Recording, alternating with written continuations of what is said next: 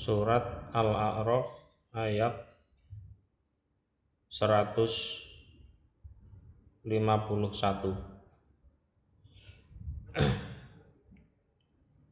A'udzu billahi minasyaitonir rajim. Bismillahirrahmanirrahim.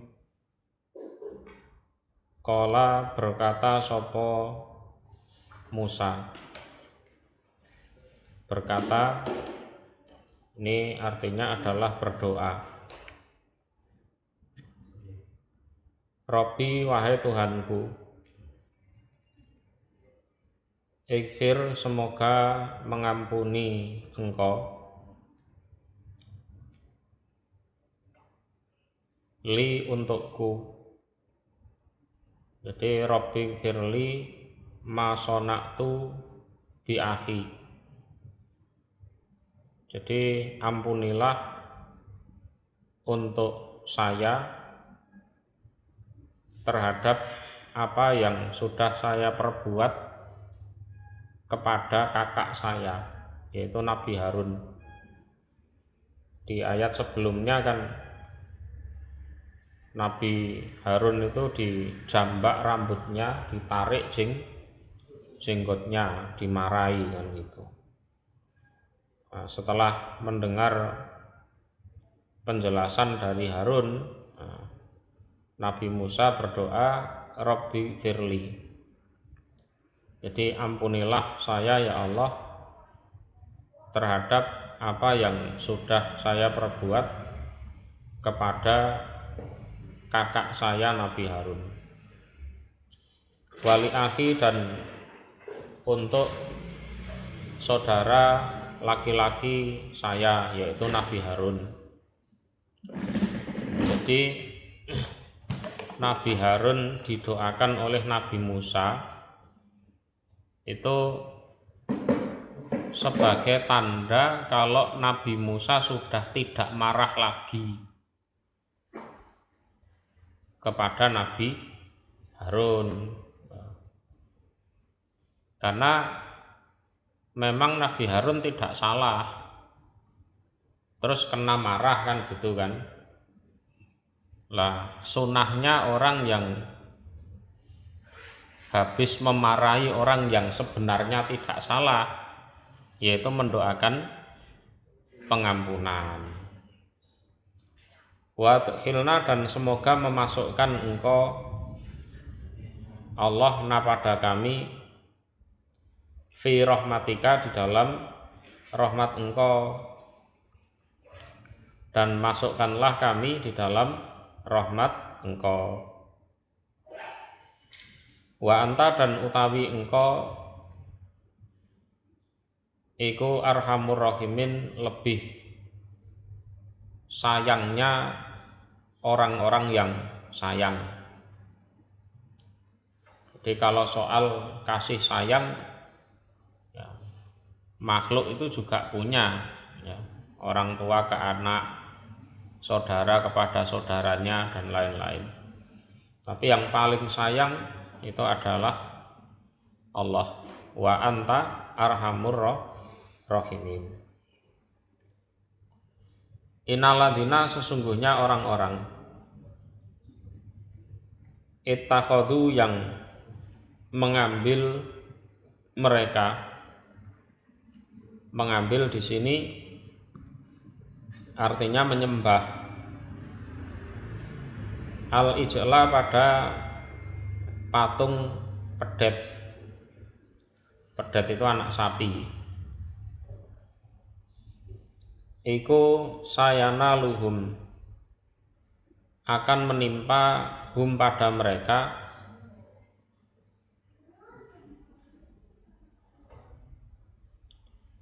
apa ghadabun, murka. Murka artinya adalah siksaan. Jadi ghadabun bimakna adzabun, min rabbihim, dari Tuhan mereka. Sungguh orang-orang yang menyembah patung anak sapi tersebut akan memperoleh murka atau siksaan dari Tuhan mereka. Wadhilatun dan kehinaan, hina, asor, fil hayati dunya, di dalam kehidupan dunia. Ya. Jadi pada akhirnya mereka disuruh saling bunuh. Jadi fa'udzibu bil amri biqatli anfusihim. Jadi orang-orang yang nyembah berhala itu dikumpulkan di suatu tempat yang gelap, ya. Kemudian mereka diperintahkan untuk saling bunuh. Jadi disuruh masuk ke suatu ruangan gelap, masing-masing dikasih senjata, disuruh saling bunuh di situ. Ya, terjadilah bunuh membunuh itu. Ada yang bapak bunuh anaknya, anak bunuh bapaknya, ya, kakak bunuh adiknya, adik bunuh kakaknya, dan seterusnya. Itu seksaannya seperti itu. Jadi orang melakukan kemusyrikan diseksa seperti itu sebenarnya ya memang layak. Memang layak. Jadi kerusakan dari kemusyrikan itu lebih besar daripada kerusakan yang ditimbulkan oleh peperangan. Jadi al-fitnatu asadu minal qatl, ya. Al-fitnatu akbaru minal qatl. Dan juga mereka mendapatkan kehinaan di kehidupan dunia. Jadi waduribat alaihimud dhillatu ila yaumil qiyamah. Jadi dijadikan atas mereka kehinaan sampai hari kiamat. Sampai hari kiamat. Tuh.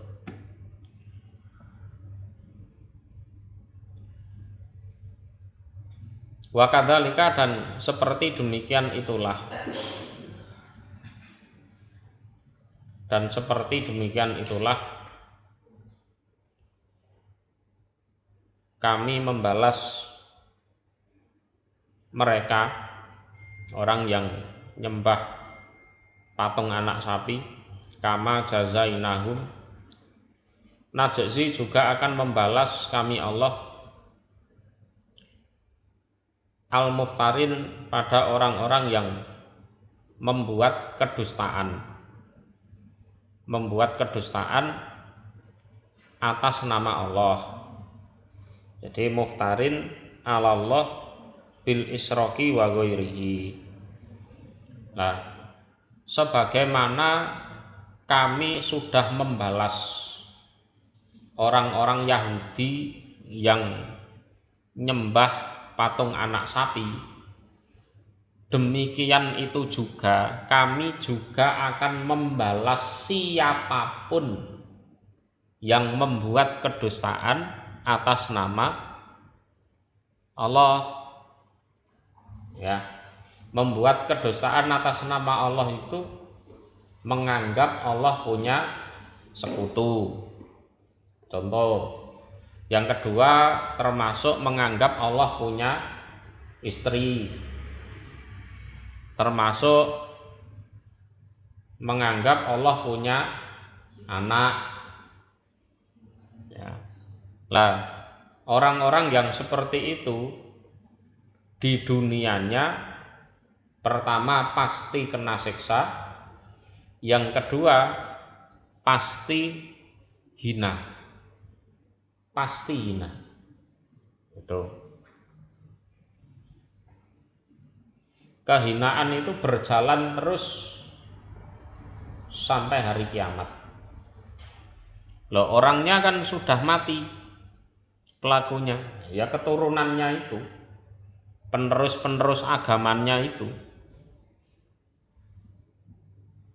Ya, penerus-penerus agamanya itu akan hina terus sampai hari kiamat. Itu bahayanya kemusyrikan seperti itu. Waladina dan utawi orang-orang amilu yang mengerjakan mereka as-sayyi'at pada berbagai kejelekan. Tsumma kemudian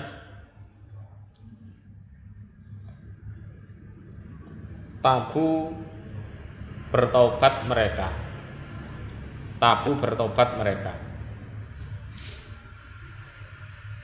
Mim ba'diha dari setelah mengerjakan kejelekan. Wa amanu dan beriman mereka, iman pada Allah. Jadi amanu bermakna amanu billah. Inna rabbaka sesungguhnya Tuhanmu Muhammad mim ba'diha dari setelah tobat.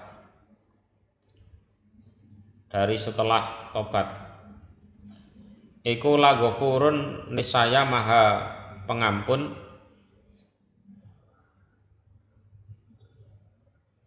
rahimun lagi maha penyayang. Dan orang-orang yang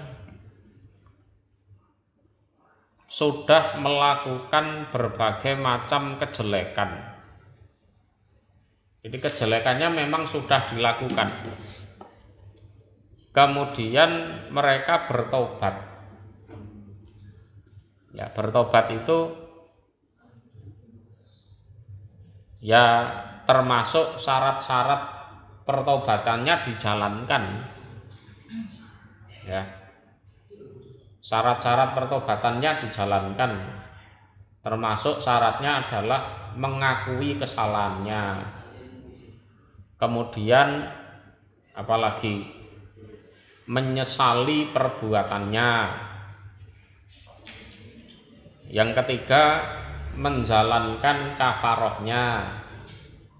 Yang keempat, usaha untuk tidak mengulangi lagi. Jadi punya tekad kuat untuk tidak mengulangi lagi. Jadi orang-orang yang pernah melakukan kejelekan atau bahkan berbagai macam kejelekan, kemudian mereka mau bertobat dan beriman pada Allah. Jadi beriman pada Allah itu membuktikan kalau memang taubatnya itu taubat nasuha betul, bukan tobat apa? Tobat pura-pura atau istilahnya tobat bajingan. Ya. Sungguh Tuhanmu dari setelah pertobatan mereka tersebut itu niscaya maha pengampun lagi maha penyayang. Ya, mereka diampuni betul dosa-dosanya dan disayangi. Ya. Dan disayangi. Tobat bajingan itu ya tobatnya maling itu. Maling ketangkep, dipukuli, ya, dipenjara, bilangnya kapok gitu, wis cukup sekali ini aja. Nah, setelah lepas dari penjara maling lagi, itu tobat bajingan namanya itu. Ya.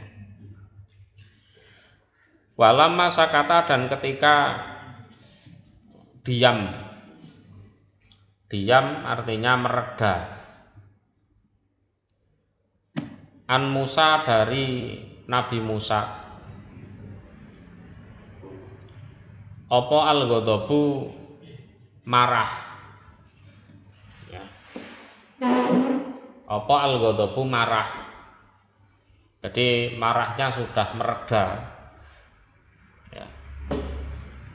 sudah bisa mikir jernih lagi. Ya. Orang ngamuk itu kan orang mikir, yes. Pokok saono-onoe diamuk itu. Setelah kemarahan itu mereda dari Musa, dia sudah tenang lagi. Akhadha maka mengambil sopo Nabi Musa al-alwah pada beberapa papan. Ini papan kitab Taurat yang asli dibawa dari Gunung Tur itu. Kan asalnya kan dibuanting papannya kan, dibuanting. Nabi Harun ditarik jenggotnya sama dijambak rambutnya itu. Nah, setelah marahnya mereda, nah, papannya tadi yang dibanting dicari lagi. Mana ini tadi yang tak banting tadi mana? Yang tak buang tadi mana itu? Nah. Ya. Jadi papan-papan kitab Tauratnya dicari lagi. Ya walaupun sudah tidak utuh itu, tidak utuh. Diambili lagi kitab Tauratnya itu. Wa fi nuskhatiha dan iku di dalam tulisannya papan. Yang itu kitab Taurat itu adalah kitab yang memang Allah sendiri yang menulis dengan tangannya. Ini yang asli ini, alwah ini. Ditulis di papan-papan ini. Untuk yang selain ini ya salinan gitu aja. Salinan gitu. Wa fi nuskhatiha dan iku di dalam tulisannya alwah atau papan Taurat maksudnya hudan utawi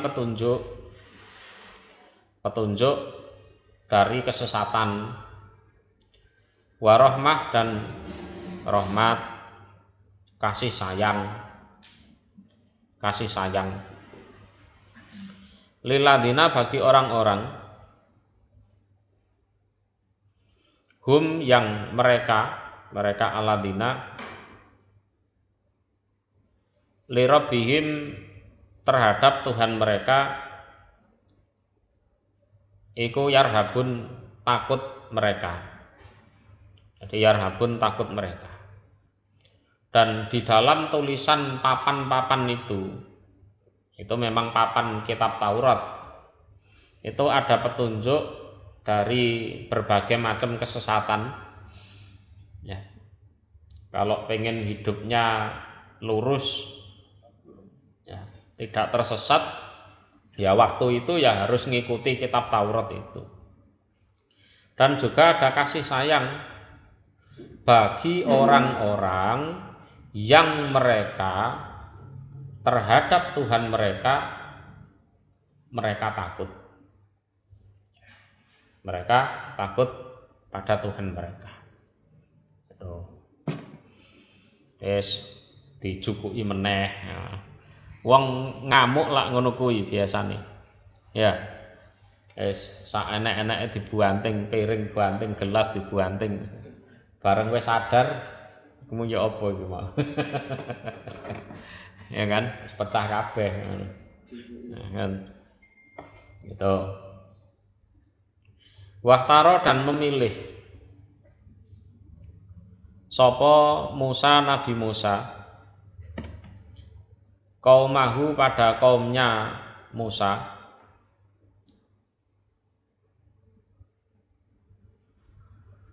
memilih sabeina pada 70 orang. Sabeina pada 70 apane rojulan lelakinya. Artinya ya 70 orang. Untuk diajak bertobat. Naik lagi ke Gunung Tur menyatakan pertobatannya itu. Jadi min qaumihi wakila mimman lam ya'budul ijl. min khiyarihim wa afadilihim liyantoliku ilallah azza wa jalla muqtadirina ilaihi min ibadatil ijl.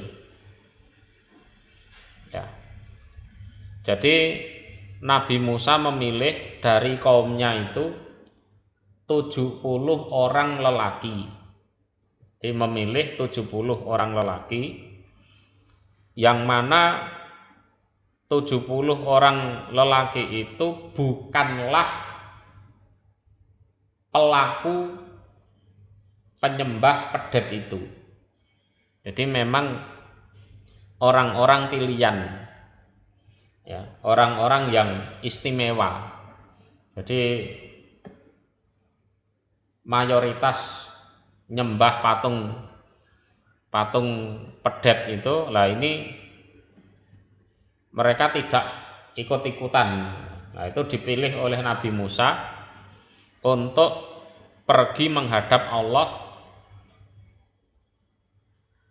dalam rangka apa istilahnya, muqtadirin itu memberikan udzur, memberikan alasan dari orang-orang yang menyembah pedet. Jadi miman lam ya'budul ijla bi amrihi ta'ala. Jadi 70 ini adalah orang-orang pilihan yang memang diperintahkan oleh Allah untuk kembali lagi ke atas. Ya, kembali lagi ke atas. Limi kotina kepada waktu kami Allah. Limi kotina itu artinya waktu yang kami janjikan. Artinya kami perintahkan kedatangan mereka. Jadi lil waqtil ladzi wa'atnahu bi ityanihim fih liya'tadiru min ibadati ashabihim al-ijla fa kharaja bihim. Jadi limi kotina itu pada waktu kami Allah, itu artinya waktunya itu ditentukan oleh Allah. Jadi tanggal sekian sampai tanggal sekian kamu Musa dan 70 orang harus datang menemui kami. Jadi waktunya memang ditentukan oleh Allah. Kamu Musa, ya, tanggal sekian sampai tanggal sekian harus bawa 70 orang untuk menemui kami, dalam rangka memberikan alasan kenapa orang-orang itu menyembah pedet itu. Terus pada akhirnya Musa ya taat, memilih 70 orang tersebut.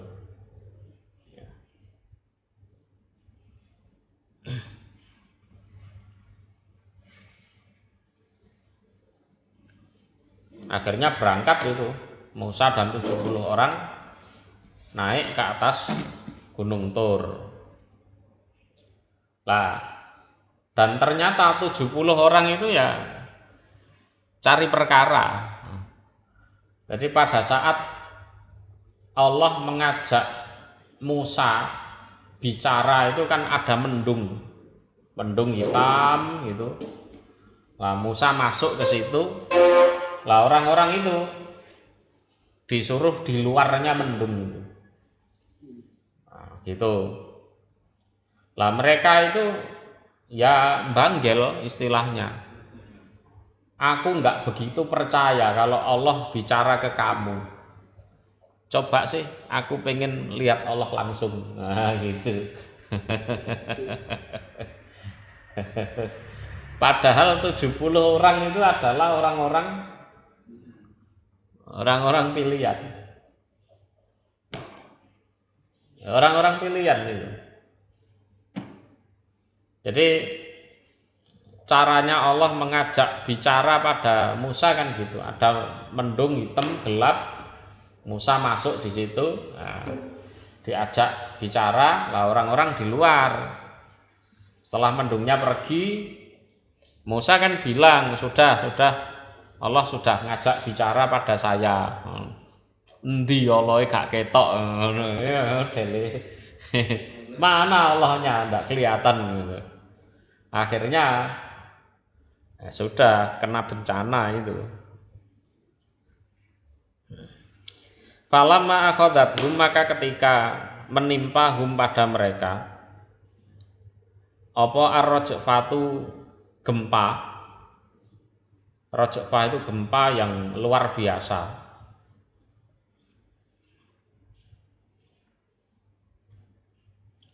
Jadi ini berhubungan dengan surat Al-Baqarah ayat 55.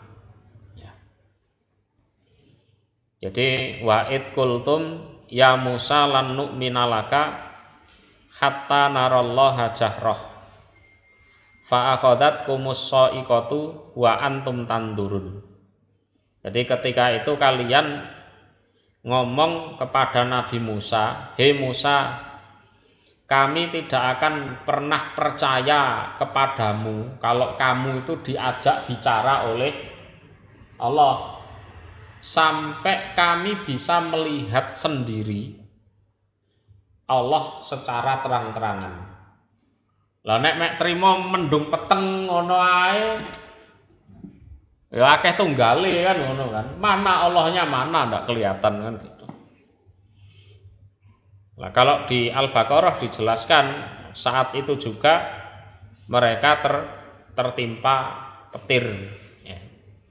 Kalau di ayat ini ar-rajfah, rajfah itu gempa. Nah, kalau digabungkan ya petir ya gempa berarti. Saking kerasnya petir itu sampai buminya itu terjadi gempa. Terus kira-kira wong 70 itu piye? Ya mati langsung. Iya, mati langsung. Tuh. Jadi famatu, ya, mereka memang mati.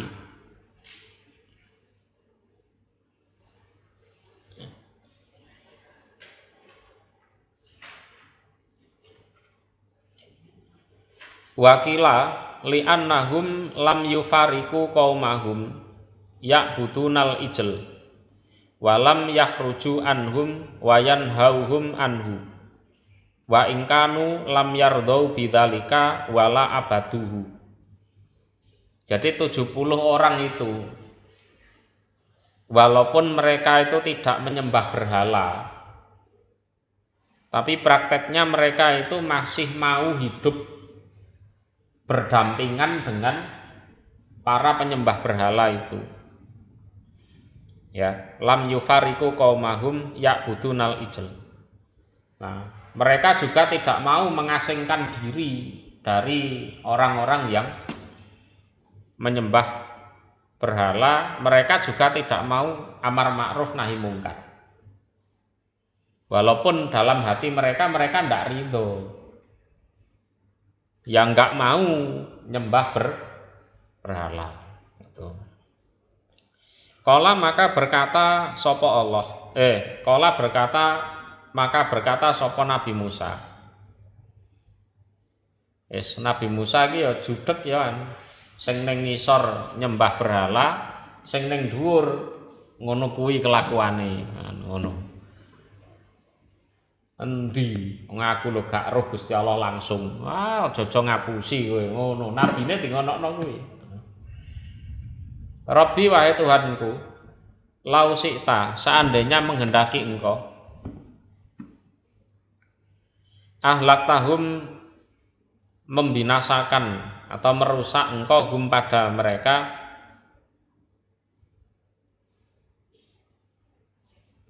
mingkobelu dari sebelumnya.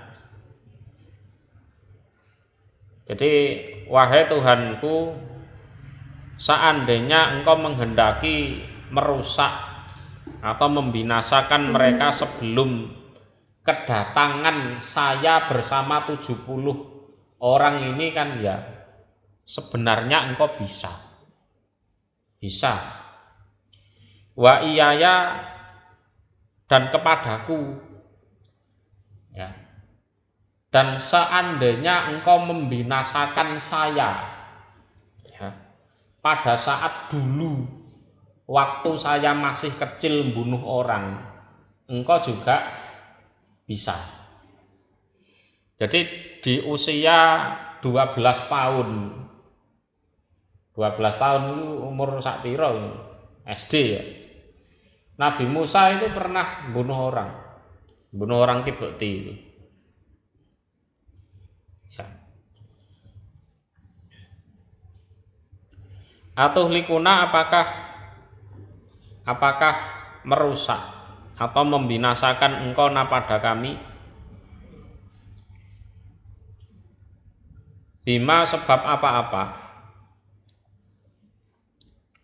Fa'ala yang mengerjakan sopo as-sufaha orang-orang bodoh minna dari kami, dari kalangan kami Bani Israil itu.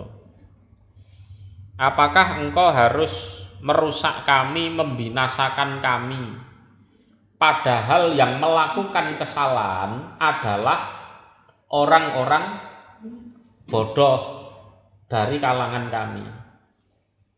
Ini yang bermasalah itu kan sebenarnya orang yang nyembah pedet, ya kan? Lah kami ini kan datang ke sini ya bersama 70 orang untuk memberikan uzur. Kenapa kami juga harus dibinasakan? Bisa dipahami? Saya ulang lagi, ben mudeng. Musa berkata, wahai Tuhanku, seandainya engkau menghendaki untuk membinasakan mereka dari sebelum kedatangan kami ke sini, engkau kan juga bisa. Ya kan? Bisa. Yang kedua, seandainya engkau menghendaki untuk membinasakan saya pribadi, karena dulu waktu saya kecil pernah bunuh orang, itu diceritakan di surat Al-Qasas, engkau juga bisa. Terus kenapa engkau membinasakan kami?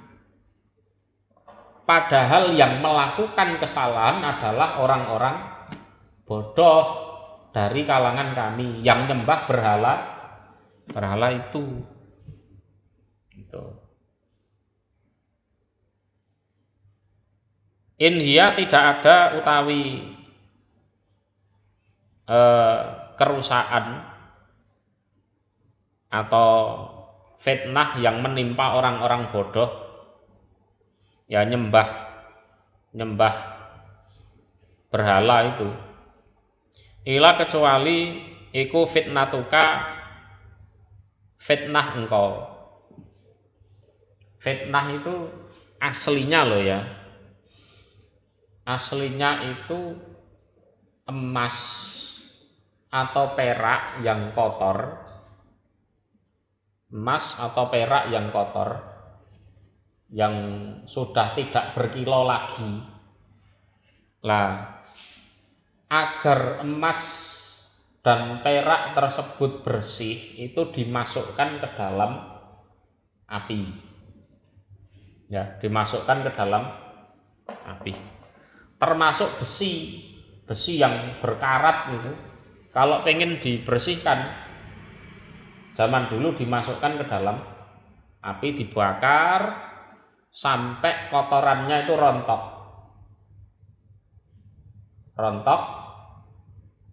sehingga emas atau peraknya tersebut bisa berkilau kembali. Itu namanya emas perak yang difitnah. Aslinya secara bahasa seperti itu. Lah manusia yang begitu banyak itu kan masih campur, yang kualitasnya baik, kualitasnya jelek, ya kan, keimanannya sungguh-sungguh, ini munafik, ini pura-pura beriman, itu kan masih campur. Lah untuk memisahkan mana manusia yang berkualitas dan mana manusia yang tidak berkualitas, Allah memberikan fitnah atau cobaan. Jadi fitnah bermakna cobaan, bukan fitnah menuduh orang lain padahal tidak bersalah, itu bukan.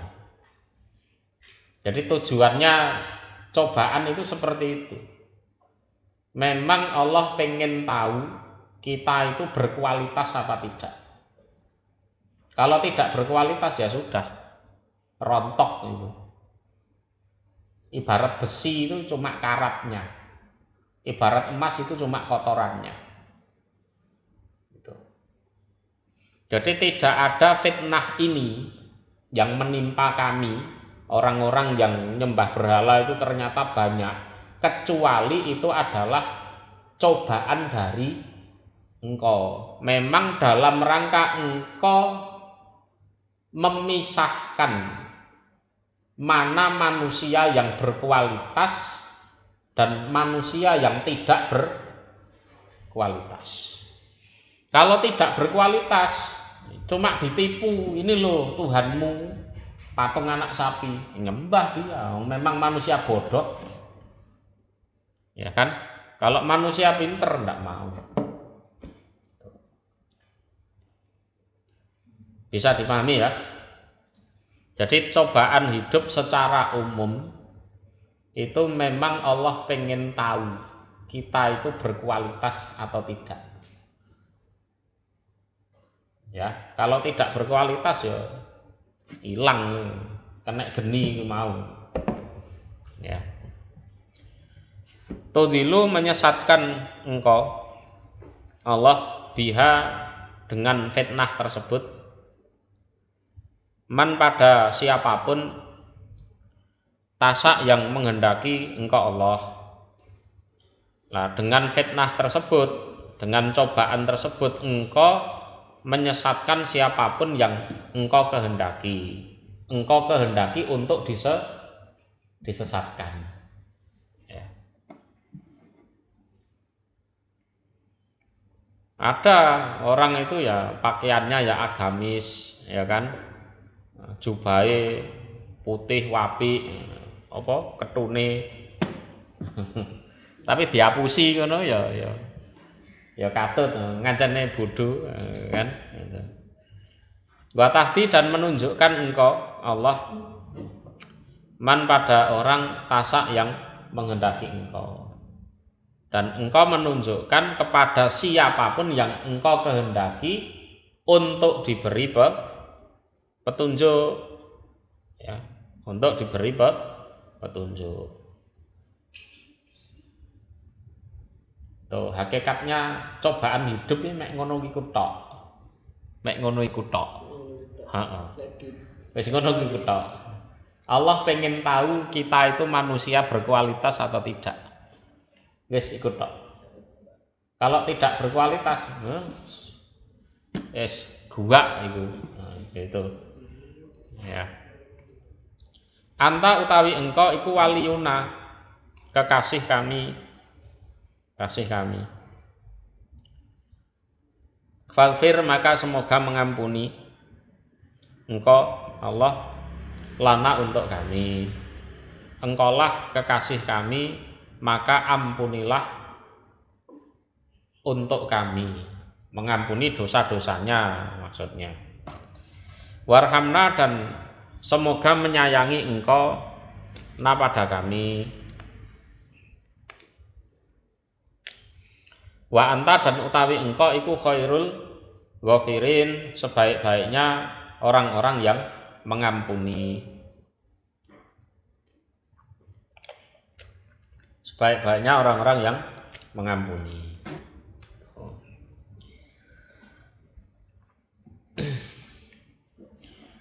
Ya, pada akhirnya 70 orang itu ya dihidupkan lagi.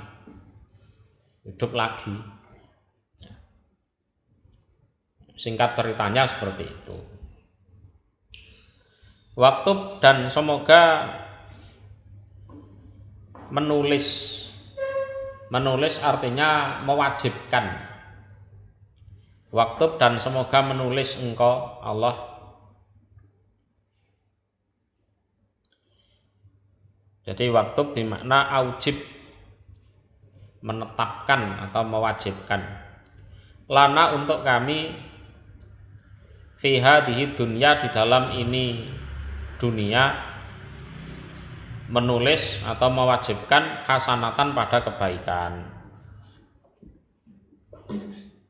Wafil akhirati, dan di dalam akhirat juga kebaikan. Ya, kebaikan di akhirat yang masuk surga itu. Dan wajibkanlah atau tetapkanlah untuk kami di dalam kehidupan dunia ini kebaikan termasuk pengampunan. Ya, pengampunan. Jadi kita di dalam ibadah itu sudah ibadah loh ya, itu kadang masih melakukan kesalahan. Ya, misalnya sholat, mungkin sujudnya kurang lama, rukuknya kurang tumakninah, kurang khusyuk. Salah enggak? Salah. Tapi itu kesalahan dalam rangka ibadah. Kalau orang yang tidak pernah sholat, pernah enggak dia punya dosa sholatnya tidak khusyuk gitu? Enggak pernah. Oh, memang enggak pernah sholat. Jadi walaupun kita itu sudah di jalan yang benar, di koridor yang benar, itu pasti masih ada kekurangan, kesalahan, kekeliruan, itu masih ada. Tapi mending daripada yang di luar jalur itu mah.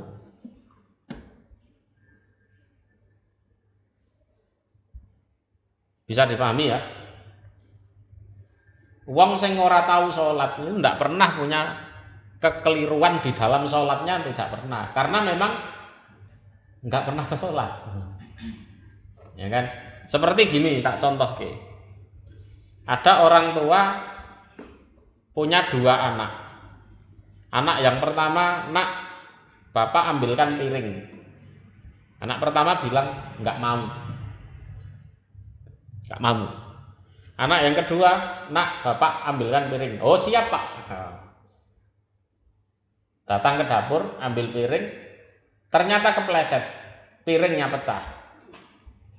Yang dimarahi yang mana? Sing pecah ke piring. Betul. Padahal yang seharusnya dimarahi yang anak pertama ini, yang diperintah orang tua ndak mau. Loh, yang kedua ini walaupun memecahkan piring, tapi dia memecahkan piring kan dalam rangka taat orang tua.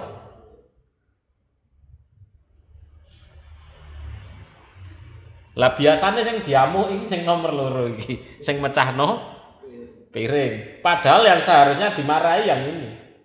Yang mendapat hukuman yang parah ini yang ini harusnya. Yang anak pertama yang ndak diperintah, yang ndak mau ini. Bener ndak? Nah, artinya apa? Orang kafir itu jelas dosa.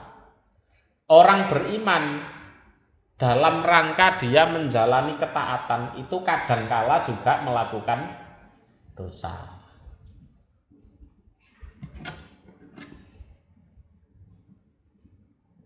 Anak pertama enggak pernah memecahkan piring ini, enggak pernah. Karena memang sejak awal disuruh ngambil piring enggak mau. Ngono kuwi. Jadi orang beriman tetap harus istighfar, itu ya seperti itu loh gambarannya. Gambarannya seperti itu.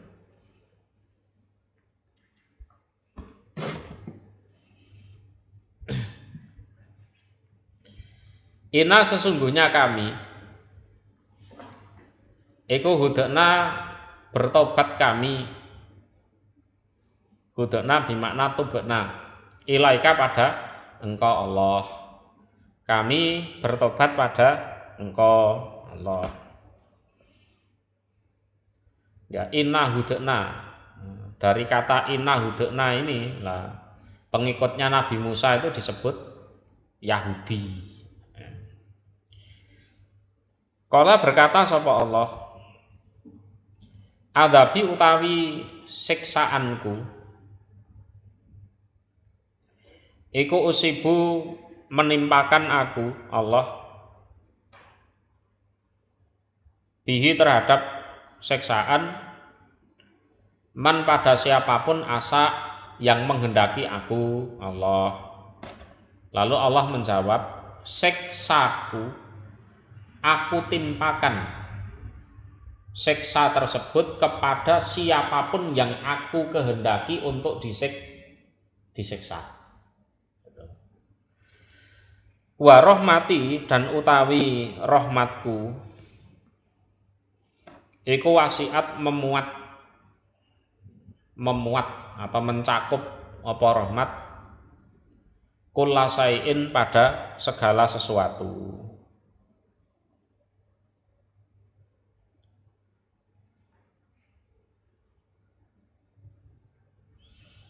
Jadi segala sesuatu di dunia. Jadi rahmatnya Allah itu merata terhadap segala sesuatu yang ada di dunia. Jadi tidak dipilih orang kaya saja, orang pinter saja, orang miskin saja, enggak. Jadi merata terhadap segala sesuatu. Fasa'ak tubuha, maka akan mewajibkan atau menulis aku Allah ha pada rahmat ini di akhirat liladina untuk orang-orang yattaqun yang bertakwa mereka wa yu'tuna dan mendatangkan mereka az-zakat pada zakat waladina dan orang-orang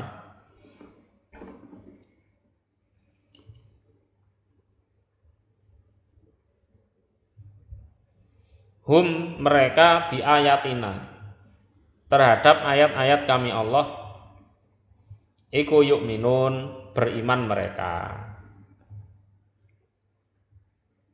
Jadi kalau rahmatnya Allah di dunia itu mencakup segala sesuatu, sedangkan rahmatnya Allah di akhirat itu diperuntukkan bagi orang-orang yang bertakwa, yang kedua mendatangkan zakat, yang ketiga orang-orang yang percaya terhadap ayat-ayat kami Allah.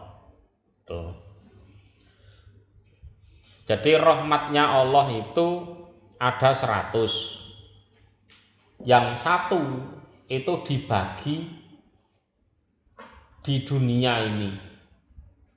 Ya manusia, ya jin, ya binatang, ya semuanya dapat. Itu. Karena keberadaan rahmatnya Allah itu yang namanya macan tidak akan tega makan anaknya sendiri. Tapi kalau makan kambing, tega, ya kan? Kuda juga tidak akan tega menginjak anaknya sendiri. Tuh. Nah, yang 99 itu disimpan oleh Allah di akhirat. Nah, diperuntukkan untuk ini orang-orang yang bertakwa, mau mendatangkan zakat dan percaya terhadap ayat-ayatnya Allah, yaitu aladina orang-orang yattabi'una yang mengikuti mereka ar-rasula pada rasul. Rasul di sini adalah Nabi Muhammad sallallahu alaihi wasallam. Jadi ujung dari semua agama Allah yang ada di alam semesta ini adalah mengikuti Nabi Muhammad. Umpama Nabi Musa itu masih hidup, Nabi Nuh masih hidup, Nabi Isa tidak diangkat ke langit, mereka semua pasti mengikuti Nabi Muhammad. Gitu loh. Jadi ujung dari semua agama Allah yang diturunkan di bumi itu puncaknya adalah mengikuti Nabi Muhammad. Ya nabinya, ya pengikutnya. Semua harus mengikuti Nabi Muhammad. Kalau ingkar, menolak, ya sudah, amal ibadahnya hancur sudah. Walaupun sebelum ketemu Nabi Muhammad itu dia ahli ibadah. Ya. Jadi yang dimaksud orang-orang yang bertakwa, mendatangkan zakat, percaya pada ayat-ayat kami Allah, itu adalah orang-orang yang mengikuti Rasul, yaitu Nabi Muhammad. Ya. An-Nabi, seorang Nabi. Al-Umi, yang bangsa Umi. Umi itu bahasa Jawanya mbok-boken. Mbok-boken. Ngerti mbok-boken? Anak kecil yang kalau ditinggal ibunya itu nangis. Ku mbok-boken. Ya. Sampean sik mbok-boken enggak? Al-Umi itu mbok-boken. Apa? Asli maknanya itu seperti itu, mbok-mboken. Anak kecil yang kalau pisah dengan ibunya lama-lama itu nangis, nggoleki mboke. Itu secara bahasa seperti itu. Nah, secara istilah ini adalah yang tidak ahli membaca dan tidak ahli menulis. Itu disebut al-umi. Wes tulisan ngono kuwi. Jadi secara bahasa adalah mbok-mboken, bocah cilik sing nek pisah karo ibuke suwi-suwi iku nangis ndeleki. Istilahnya adalah ya tidak ahli membaca, tidak ahli menulis. Alladzi yang yajidunahu menjumpai mereka.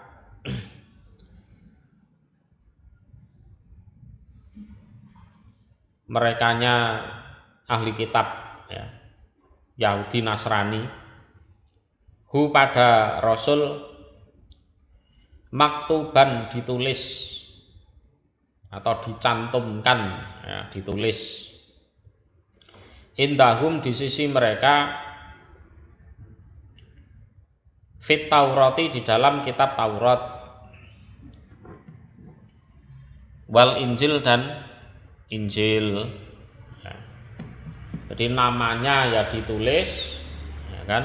Sifat-sifatnya, ciri-cirinya Nabi Muhammad itu ya ditulis di kitab Taurat, kitab Injil. Cuma masalahnya ya, mereka sembunyikan.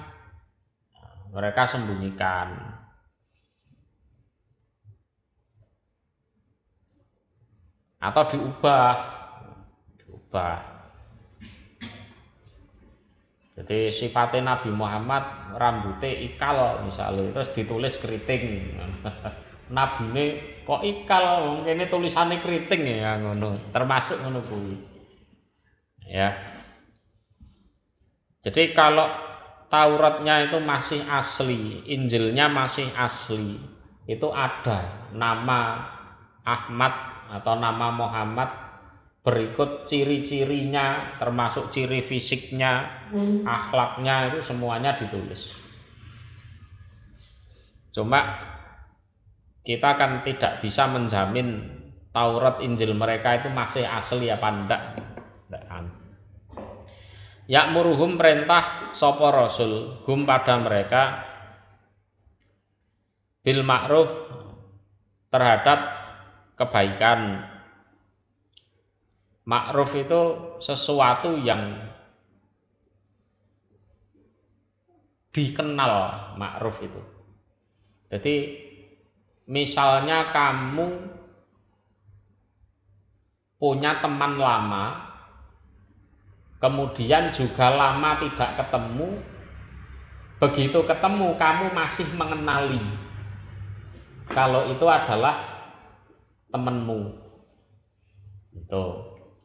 Jadi ma'ruf itu kebaikan, artinya sesuatu yang dikenal, dimaklumi, ya, dianggap itu baik.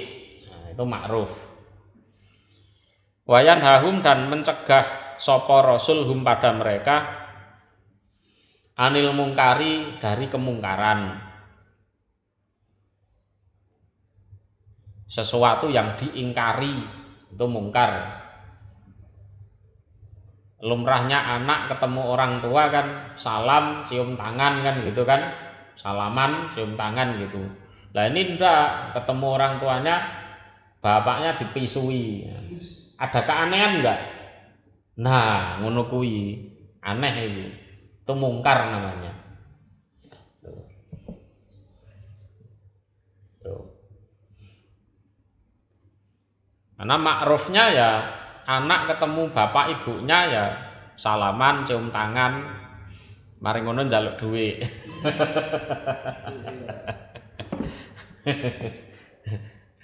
Loh, itu kan lumrah. Namanya ma'ruf itu. Wis lumrahe ngono kuwi. Nah, kalau mungkar ya sebaliknya itu, ketemu bapaknya, ibunya disentak, dipisui. Nah, kuwi itu mungkar. Wa yuhilu dan menghalalkan sapa rasul lahum untuk mereka, menghalalkan sapa rasul lahum untuk mereka atau ibadah pada berbagai kebaikan. Wa yuhillu lahumut thayyibat itu termasuk hal-hal yang dulu zaman nabi-nabi terdahulu itu diharamkan, terus oleh Nabi Muhammad itu ada beberapa yang dihalalkan. Termasuk orang Yahudi itu tidak boleh makan daging onta, minum susu onta, itu tidak boleh. Jadi menurut syariat orang Yahudi, daging onta, susu onta itu haram. Terus oleh Nabi Muhammad dihalalkan. Karena apa? Daging onta, susu onta termasuk thayyibat, termasuk hal-hal yang baik. Ya.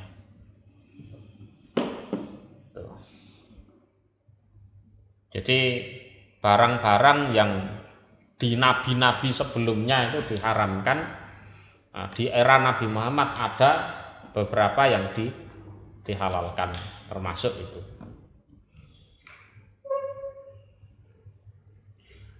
Wa yuharrimu dan mengharamkan sapa rasul alaihim atas mereka al khobais pada beberapa yang jelek, termasuk minal maitati wadami walahmil khinzir, itu masuk bangkai itu ya binatang mati tanpa disembelih, itu bangkai. Termasuk darah yang mengalir. Kalau orang zaman dulu itu nyembelih ayam atau kambing itu darahnya diwadahi. Jadi disembelih itu darahnya diwadahi. Kemudian dikasih garam, dikasih bumbu, dibiarkan mengeras darahnya, terus digoreng. Nah, terus digoreng. Kalau mereka menyebutnya dideh, kalau Jawa Tengah sana namanya saren. Itu darahnya tidak dibuang, jadi ditadai darahnya, dikasih bumbu sekalian, dibiarkan mengeras. Nah, nanti digoreng. Katanya rasanya seperti ati itu, kayak ati ngono. Katanya, ngaku dhewe ya ora tau mangan. Ya, ora tau mangan. Termasuk mengharamkan daging babi, daging celeng, nah itu. Ya. Wayadau dan meletakkan sapa Rasul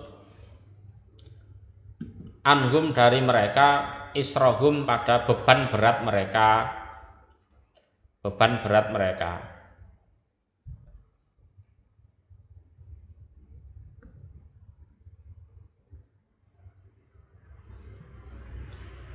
Jadi aturan-aturan agama yang sebelum Nabi Muhammad itu terasa berat oleh Nabi Muhammad itu apa? Diringankan, ya, diringankan. Dulu Bani Israel itu kalau pakaiannya kena najis itu tidak bisa dicuci, digunting, bagian najis itu dibuang, terus ditempel itu. Kalau kulitnya kena najis, gunting kulitnya, betul.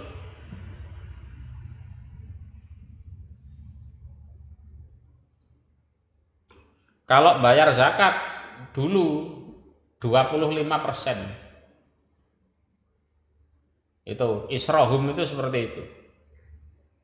Ya. Bayar zakat itu 25%. Kalau kita sekarang cuma 2,5%, sudah dapat keringanan berapa itu? Banyak, ya kan? Ya. Jadi seperempatnya harta. Kalau najis digunting. Di era Nabi Muhammad boleh dicuci pakaian. Dulu kena najis digunting. Nah kalau tobat misalnya bunuh orang, misalnya, ya harus dibunuh. Kalau di era Nabi Muhammad, kalau memang pihak keluarga yang dibunuh memaafkan, ya sudah, bayar denda 100 onto wis ngono. Ya. Itu. Wal aglala dan belenggu. Wal aglala dan belenggu. Alati yang kanat ada apa belenggu alaihim atas mereka. Jadi belenggu itu diibaratkan sesuatu yang berat. Jadi dibelenggu kan begini, diikat. Ya sudah, tidak bisa gerak. Jadi zaman dulu sebelum Nabi Muhammad itu menjalankan agama ya betul-betul terkungkung. Ngene ora oleh, ngono ora oleh, ngene ora oleh. Ya, wanita haid ndak boleh serumah dengan keluarga yang lain. Wes didelehne ndok di kamar khusus di luar rumah. Ndak boleh serumah dengan keluarga yang lain, ndak boleh. Faladina maka orang-orang amanu yang beriman mereka bihi terhadap Rasul Nabi Muhammad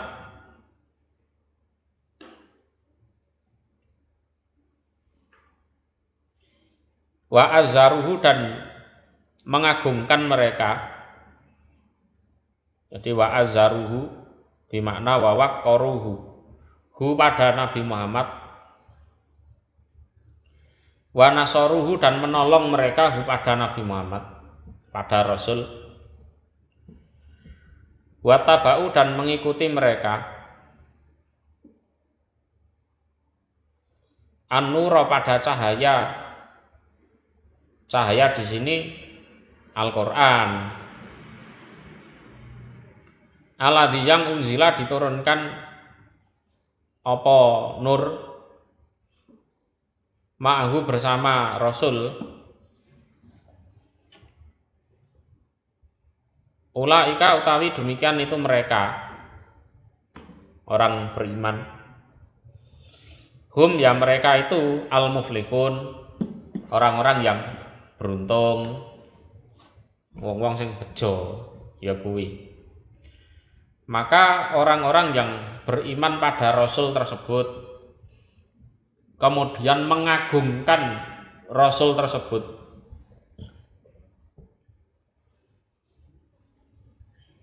bagi orang-orang Yahudi Nasrani ahli kitab, mengagungkan Nabi Muhammad itu sesuatu yang berat, karena beratus-ratus tahun mereka hidup di muka bumi itu menyandang predikat orang-orang yang terpelajar, sekolah dhuwur. Sementara Nabi Muhammad tidak ahli baca, tidak ahli nulis. Orang yang sekolahnya tinggi disuruh nurut taat mengagungkan ke orang yang tidak sekolah. Piye? Itu kalau tidak punya hati yang bersih, tawadhu, nggak akan mau. Dan menolong pada Nabi Muhammad, itu yang ketiga ya. Yang keempat, mengikuti cahaya. Cahaya di sini adalah Al-Qur'an yang diturunkan bersama Nabi Muhammad, Rasul tersebut, maka merekalah orang-orang yang beruntung. Ya kuwi wong bejo ya kuwi. Orang yang beruntung ya itu.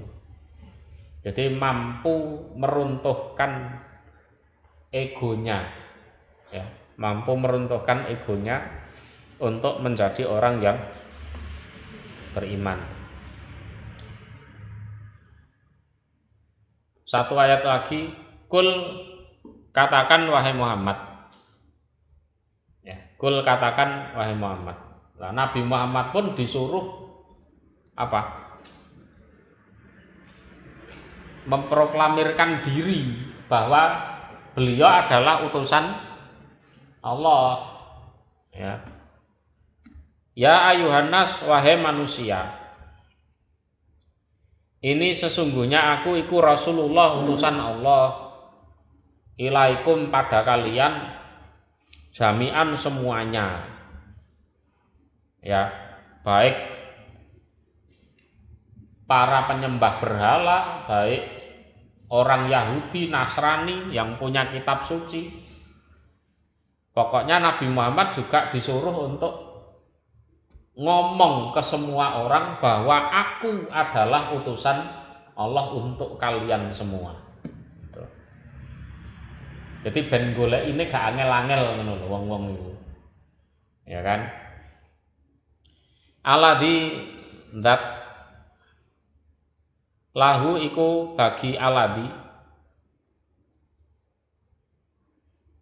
atau lahu bagi Allah mulku samawati, kerajaan beberapa langit, wal ardi dan bumi,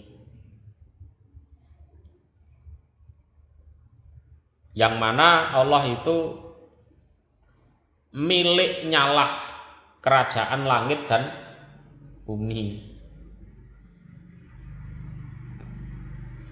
Ya. Jadi yang mana kalian hidup di bumi itu berarti ada di kerajaannya Allah. Mau ndak mau kalian harus taat, kan gitu. La ilaha, tiada sesembahan yang benar untuk disembah ila kecuali huwa, dia. Tidak ada sesembahan yang benar untuk disembah kecuali dia, Allah. Yuhyi, menghidupkan sapa Allah. Menghidupkan itu artinya yang mati dijadikan hidup. Wa yumit, dan mematikan sapa Allah. Yang hidup dijadikan mati. Fa'aminu, maka berimanlah kalian bilah pada Allah. Karena Allah yaitu tadi pemilik kerajaan langit bumi, yang menghidupkan, yang mematikan, kan gitu. Wa rasulihi, dan utusannya Allah. Lah utusannya Allah siapa? Ya aku iki. Nah, ngono lho. Ya, biar terkonfirmasi, ya. An-nabi, seorang nabi, al-umi, yang bangsa umi, sudah dijelaskan tadi. Alladzi, yang yu'minu, percaya sapa rasul, sapa nabi, bilah pada Allah, wa kalimatihi, dan kalimat-kalimatnya Allah, yaitu Al-Qur'an.